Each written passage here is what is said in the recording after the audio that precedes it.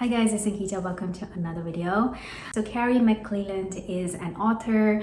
She is writing a historical fiction set in France in the early 18th century, but she hits a writer's block, and so she visits her agent, who is also her friend, in Scotland. And when she's on the way to visit her agent somewhere on the coast of Scotland, she comes across a ruined castle and she's very drawn to it.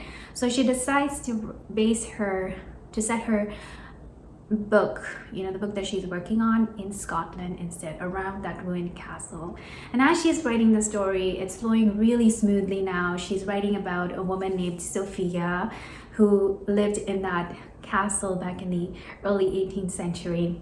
And as she's researching and going through historical records related to the castle, she finds out that the layout of the castle that she had imagined and put in her book is exactly the same as it was before. So it all is real.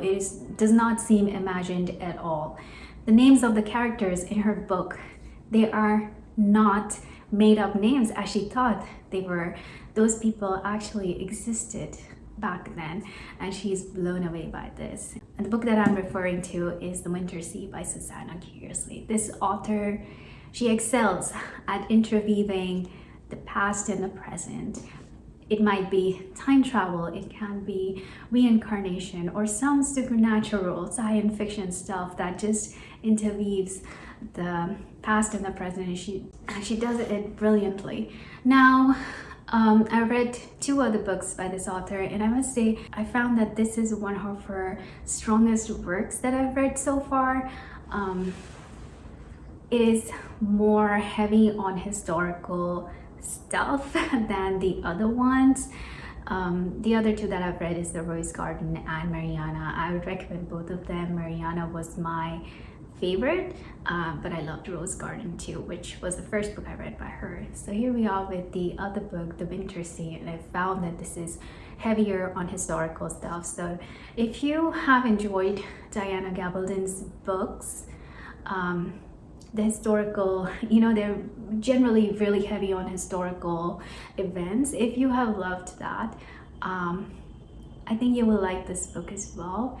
It seems really compelling, the way she tells us about the story of, it's just brilliant. Also, you get like two stories in one. In this one, you get Carrie McClelland's story at the present. She meets a handsome, I'll say neighbor, but not really neighbor, a handsome guy in the village that she lives in. And then in the past, it's a lovely, amazing love story. Heartbreaking, because I really started crying at one point, and I'm grateful that it does get better. The ending is very satisfying, but I did bawl my eyes out. I would say this is a story of love and loyalty and betrayal.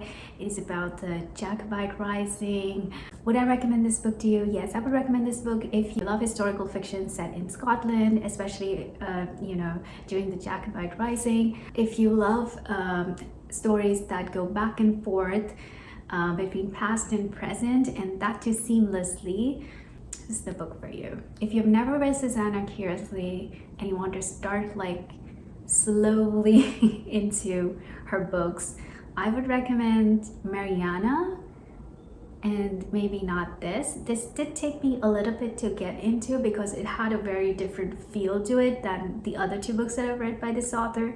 So I would say if you have never read Susanna Kearsley, try out Mariana or The Rose Garden and see if you like her stories. I love her. I love this author's writing. I love how she tells these stories. They're very dreamy, and books that I know I will definitely reread. That's all I have to say about this book. If you haven't already, please subscribe to my channel and like this video, and I'll see you next time. Until then, take care.